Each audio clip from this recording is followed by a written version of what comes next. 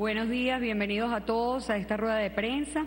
Queremos informarles que se encuentran presentes 10 medios nacionales, 17 medios internacionales, 3 medios comunitarios y 4 medios del Sistema Nacional de Medios Públicos. Ellos son FM Center, Televen, Venevisión, Noticias 24, Unión Radio, Globovisión, Últimas Noticias, Diario Tal Cual, Diario Vea, Diario El Universal, BBC del Reino Unido, Radio Ancon de Panamá, CNN en español de Estados Unidos, Soy TV de Estados Unidos, Agencia AP de Estados Unidos, Agencia DPA de Estados Unidos, Agencia F de España, Agencia Reuters del Reino Unido, Agencia Bloomberg de Estados Unidos, Agencia AFP de Francia, Telesur de Latinoamérica, Univisión de Estados Unidos,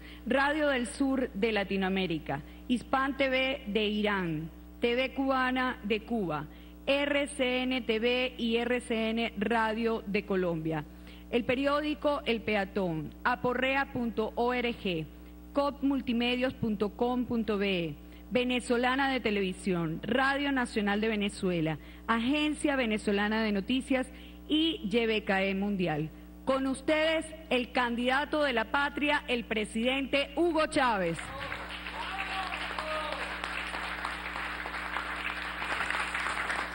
Hay ánimo por aquí, mucho ánimo. La 1 de la tarde, aquí estaremos, no sé, unas 2 o 3 horas, ¿les parece?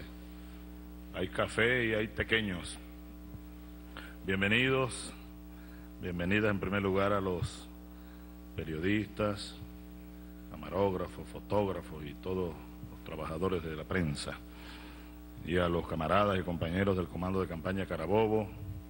Mi saludo, mi respeto, mi afecto a su jefe, nuestro jefe de comando, doctor Jorge Rodríguez. Bueno, voy a hacer una introducción como se estila y después algunas preguntas, comentarios, reflexiones. Este día de hoy, lunes 9 de julio, arrancó la campaña electoral. Campaña electoral que es, bueno, como se sabe, un evento político de fuerte impacto donde quiera que se presente, y más aún si se presenta en un país como Venezuela. Y sobre todo en estos últimos años. Estaba recordando esta mañana, revisando algunas notas, ideas, este libro que siempre recomiendo. Ojalá que alguno y alguna lo hayan leído, busquen un tiempo para leer, a pesar de la infinidad de cosas que hay que hacer en estos días, ¿verdad? Saludo de aquí a todo el pueblo venezolano, en la transmisión que algunos medios pudieran estar haciendo en vivo, ¿no? Todo el pueblo venezolano. Fíjense, y más allá los pueblos de América Latina, del Caribe y de otros países, aquí representados pues por sus medios de comunicación o algunos de ellos. Simón Bolívar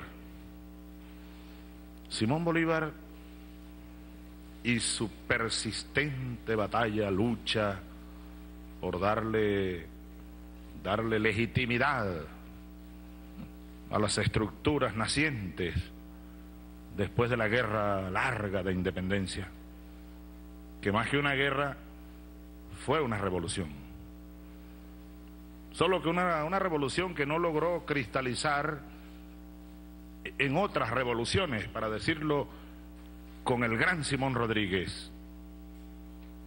Simón Rodríguez escribía en los años finales de aquella jornada, de aquella epopeya suramericana, decía Simón Rodríguez: los americanos meridionales han hecho ya una revolución política que las circunstancias han producido. Pero si quieren que sea de alguna utilidad esa revolución política, hagan ahora una revolución económica y comiéncenla por los campos, decía él, y luego vayan a las industrias, a las fábricas, a las ciudades. Y escribió mucho él sobre esa idea. Él desarrolló mucho ese proyecto. A lo largo de los años que vivió, Simón Rodríguez murió, miren, a los 80 años. Sobrevivió largo la tragedia de Bolívar. El gran Simón Rodríguez. Bueno, entonces esta revolución, esa revolución que en estas páginas todavía vibra, arde, porque viva está a pesar de los 200 años transcurridos, no pudo cristalizar, pues, en una revolución más profunda, económica, social, cultural. Pero Bolívar luchó mucho para tratar de que cristalizara en una revolución plena. No pudo, no se pudo. Más no pudieron, en verdad, los padres y las madres de esta patria y de estas patrias. Creo que hicieron, al menos Bolívar y un grupo grande de ellos, hicieron supremos esfuerzos, a veces sobrehumanos, pudiéramos decirlo. Bolívar el primero, sin duda. Y 1830, septiembre 18 de 1830, carta a Rafael Urdaneta. Varias veces he citado estas frases. Bolívar dice: ¿qué he de hacer yo contra una barrera de bronce que me separa de la presidencia? Urdaneta era presidente encargado, recordemos, de la Colombia primera, aquella que se hundía, temblaba, se fracturaba. Bolívar había renunciado, le entregó el mando a Rafael Urdaneta y se fue. ¿A qué se fue? Muchas hipótesis quedaron en el camino. Yo la que más creo, en base a mis modestos estudios, lecturas, análisis, conversaciones, es la que Gabriel García Márquez, ese grandísimo nuestro americano, Gabriel García Márquez, recoge y señala en esa grandísima obra. Creo que hay una deuda con esa obra, al menos una película, una gran película sale del general en su laberinto. Está esperando por unos dramaturgos y unos actores y unas actrices esa obra de Gabriel García Márquez, El general en su laberinto. Él deja allí la hipótesis, la recoge de muchas cartas que leyó el Gabo. Miles de cartas leyó el Gabo. Varias veces conversé con él, y una noche larga en La Habana y otra noche larga en Cartagena. Hablamos mucho de esto. Y yo le preguntaba mucho, y él, sabio, un sabio. Recuerdo que me decía el Gabo una noche que cuando él era niño, su abuelo, que era un coronel, su abuelo era un coronel, y de ahí quizá vino aquello del coronel no tiene quien le escriba, de ahí quizá vino aquello del coronel Aureliano Buendía frente al pelotón de fusilamiento. Recordó cuando, muchos años antes, su abuelo lo había llevado a conocer el hielo en Macondo.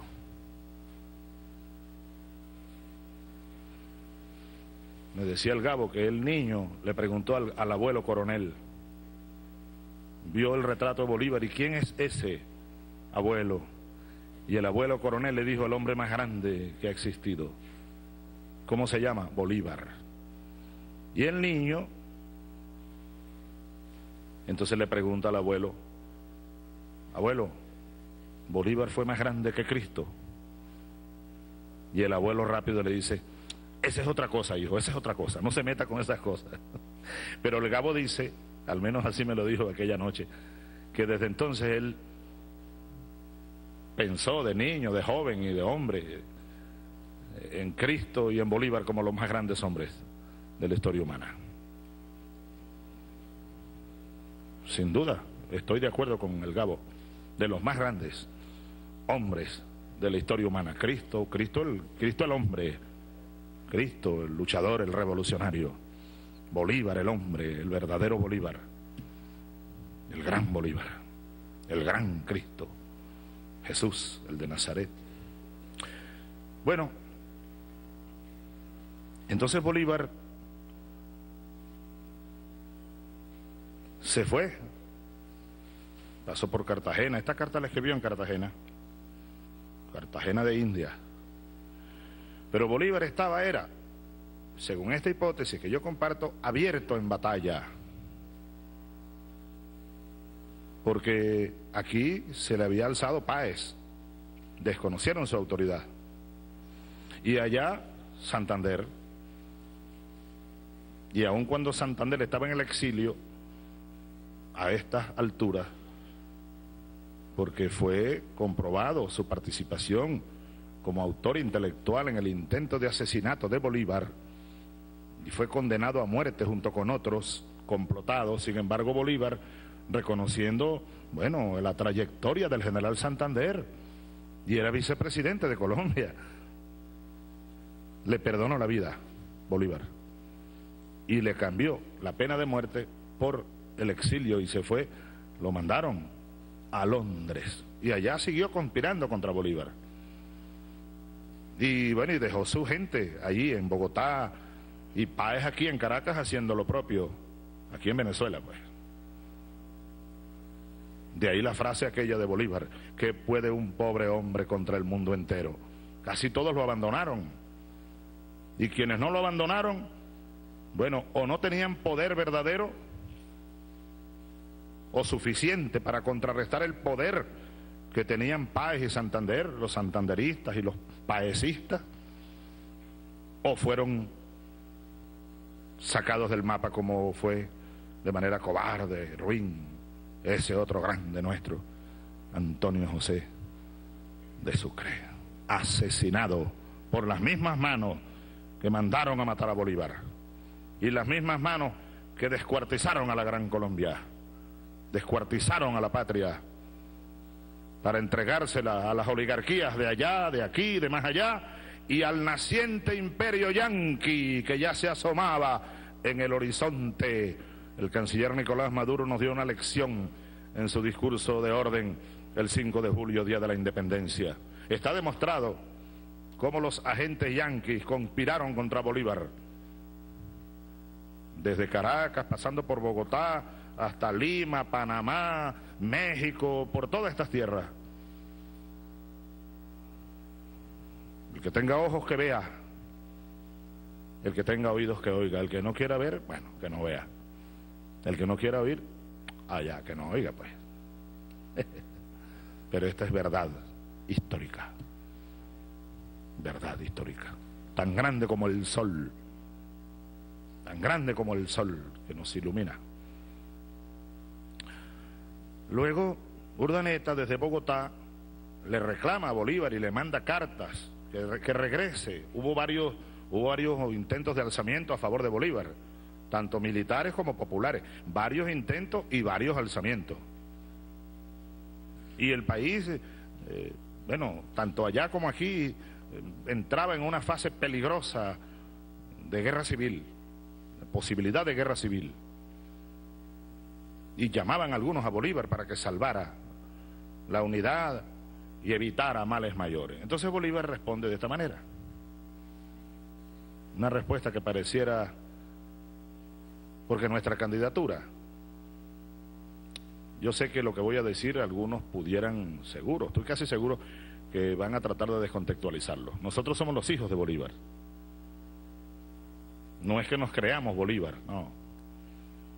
Yo soy un soldado raso del ejército de mi general. Pero él es mi general. Él es nuestro líder. ¿Que murió? No. Físicamente sí. Pero esa es otra cosa, como dijo el abuelo coronel. No te metas con eso. Esa es otra cosa.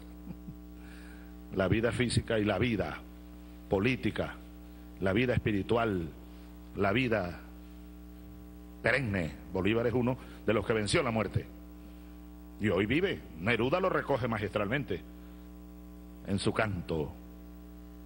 Vi a Bolívar una mañana larga en Madrid, en la boca del 5º regimiento.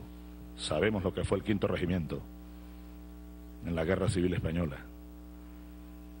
En la boca del 5.º regimiento lo vi. Y mirando fijo el cuartel de la montaña, sabemos lo que es el cuartel de la montaña. Me dijo, sí. O le dije, le pregunté, ¿eres tú, padre? ¿O eres o no eres? ¿O quién eres? Y respondió, sí, soy yo. Solo que despierto cada 100 años, cuando despiertan los pueblos. Hoy Bolívar está despierto, está vivo aquí, cual Lázaro colectivo. Los que de esto no entienden, no se metan en esas cosas, porque hay algunos que no entienden eso o no quieren entenderlo. Nosotros, los que maravillosamente lo entendemos, vivimos como vivimos este tiempo que nos ha tocado vivir, valga la redundancia. Entonces nuestro padre Bolívar le responde a Urdaneta y le dice, por consiguiente, esperemos a las elecciones. Bolívar andaba abierto en batalla, buscando opciones para ver cómo recuperaba la patria. Creo que se debatía en un gran conflicto interno. Si ir a la guerra de nuevo, o tratar de rearticular fuerzas políticas, ¿no? Y buscar este camino de las elecciones. Él estaba en una grandísima contradicción, ¿cómo diría un psiquiatra? Un dilema existencial, ¿verdad? Un dilema existencial sufría nuestro padre en esos últimos meses. Yo creo que a Bolívar lo envenenaron, lo vuelvo a repetir, no tengo pruebas, pero yo creo que lo envenenaron. Lo asesinaron, pues. ¿Cómo probarlo? Quizá no se pueda ya a estas alturas. Y quizá no sea eso lo más importante ya. Como parece que van a exhumar el cadáver de ese gran soldado, patriota, palestino que fue Yasser Arafat. Hay evidencias. En la ropa consiguieron una sustancia muy radiactiva, plutonio. Parece polonio, gracias compañera, polonio, de no sé cuántas radiaciones, etcétera. Parece que lo envenenaron. La mano asesina del imperio anda por todos lados y tiene muchas maneras de apartar del camino a gente que no le conviene. Eso es historia, pues, larga. De Cristo para acá y antes de Cristo. A mi Señor lo crucificaron. ¿Quién lo crucificó? El Imperio Romano. Este otro Cristo, Bolívar, entonces andaba en eso, porque dice, esperemos a las elecciones. Llegado este caso, las elecciones, la legitimidad me cubrirá con su sombra, escribió, o habrá un nuevo presidente. Y fíjense la frase que viene aquí ahora. Se habrá despejado el horizonte político y sabremos, en fin, si hay patria o no hay patria. Hoy estamos de nuevo ante una idéntica coyuntura. El 7 de octubre será un día de esos en los que se despejará el horizonte político, el horizonte nacional para los próximos años. Y sabremos si habrá patria, si seguirá habiendo patria o se acabará la patria de nuevo. Es allí el grandísimo, no dilema, compromiso ante el cual estamos nosotros, los que amamos esta patria, que resucitó después de muchos años. Venezuela, la patria venezolana. La patria es el hombre, diría Ali Primera. La patria es el hombre, la mujer. Bien, solo quería hacer este comentario, porque pareciera escrito para estos días, esta carta. Ah, no, pero fíjate, perdón, Diosdado, el dilema existencial está recogido en la misma carta. Porque un poquito más adelante Bolívar escribe, ya terminando terminando, yo por aquí hice una anotación a pie de página, tengo varias, muchas ideas dominantes, analizando las cartas, tratando de interpretar a aquel hombre y el momento que vivía. El enigma, aquí hay un enigma de estas dos cartas, porque son dos cartas, merece un estudio integral. Escribí hace varios años a Urdaneta o a Vergara, ¿cuál carta contiene la verdad de Bolívar? La verdad de aquel momento. Porque él anda en un dilema, buscando como el camino. Fíjense lo que dice al final. Habla de las elecciones, pero al final dice: como ciudadano y como soldado, ofrezco mis servicios a la República. Ninguno será más celoso en servirla. Y sostendré al gobierno con toda mi influencia y todas mis fuerzas. Hay también una circunstancia que me hace inútil en esa administración, en el gobierno. Primero es existir que modificar. Pareciera a Descartes, ¿no? Pienso, luego existo. Bolívar dice: existo, luego modifico. Existo, luego transformo. Primero es existir que modificar. Debemos antes crear de nuevo esta patria que se ha disuelto. Y por consiguiente, hasta que no esté reunida por las armas, no se puede gobernar bien. Yo me ofrezco para servir en la parte más difícil y peligrosa. Así evitaré que me culpen de egoísmo. Bolívar. Es decir, él se mueve entre esas dos opciones, elecciones, tratando de evitar más conflictos, más violencia. Pero después dice eso: primero es existir, no hay patria, se disolvió. Hay que reunirla de nuevo por las armas y me ofrezco como soldado para eso, que es lo más peligroso. Por eso el Gabo recoge. Solo que a los pocos días cayó enfermo.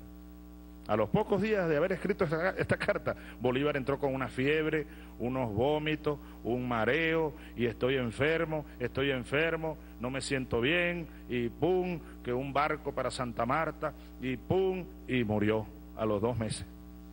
Esa carta fue escrita el 18 de septiembre de 1830. Y me ha pegado lo de los argentinos, 1830. Bueno, arrancó la campaña, pues. Esta campaña es una más de aquella que Bolívar arrancó en 1830. Es la continuidad. Venimos de campaña en campaña estos casi 200 años. Venimos de batallas en batallas estos 2 siglos que han transcurrido. Esta es solo una más. Nosotros, los bolivarianos y bolivarianas. Nosotros, los hijos y las hijas de Bolívar. Y allá, enfrentados a nosotros, la burguesía. Antes lo llamaban los godos. O allá en Ecuador, los pelucones. Recuerda Rafael Correa siempre, los pelucones. Debe ser porque se ponían peluca y eso, ¿no? Los mantuanos, los pelucones, los godos. Un poco más acá, cuando comienza a surgir otras categorías políticas o sociopolíticas, surge entonces la burguesía como categoría, pero es lo mismo.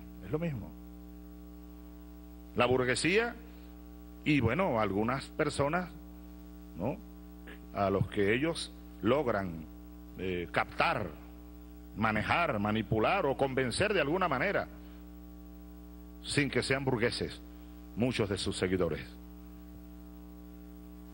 De lo que es la batalla de las mentes, la manipulación. Así como muchos venezolanos se alistaron en las filas realistas para pelear contra Bolívar en la guerra de independencia, sabemos. Pero es la misma larga jornada para determinar si hay patria o no hay. Y eso deben tenerlo claro, al menos la mayoría de los venezolanos y las venezolanas, y yo tengo certeza objetiva de que afortunadamente a estas alturas la mayoría de nosotros tenemos esto claro. Pero esta campaña que comienza nos debe permitir, compañeros y compañeras, camaradas, para consolidar la conciencia y la claridad de los que estamos claros, y para seguir avanzando en a otros estratos donde por distintas razones pudiera no haber claridad, donde hay ciertas confusiones, y de esas confusiones se vale la burguesía para pescar incautos, para engañar, para manipular, cosas que siempre han hecho a través de la mentira. Bueno, a Bolívar no lo acusaron de que incluso llegaron a elaborar cartas apócrifas, y luego supuestamente alguien las interceptó. Mira las cartas de Bolívar, quiere ser rey, y las echaron a rodar. En ese tiempo no había televisoras de la burguesía, ni periódicos de la burguesía, pero había, bueno, periódicos sí había, perdón, no había televisoras ni radio, había periódicos, pasquines, radiobemba, cartas, distintas formas de comunicación, pues, para las sociedades de aquel entonces. Eran suficientes para aquel momento. Bueno, mucha gente llegó a pensar que Bolívar tenía el plan para coronarse rey, o que lo coronaran rey, pues. Y esa noticia llegó hasta Europa, y allá lo condenaron. Yo he leído discursos de aquel fue un gran orador francés, Honoré Mirabeau, condenando a Bolívar. Otro Napoleón, decían en los salones de la Francia liberal. Otro Napoleón, y era mentira. Hasta Carlos Marx, años después, cayó en la trampa. Fíjate, Carlos Marx, que era un gran pensador, pero bueno, todas las noticias que le llegaron a su escritorio eran de un tirano, un asesino, un bruto. Y así escribió Carlos Marx sus notas sobre Bolívar. Y nunca las rectificó. Bueno, porque nunca le llegó información que contrastara aquello, pues, seguramente. Y andaba pensando en otras cosas, Carlos Marx.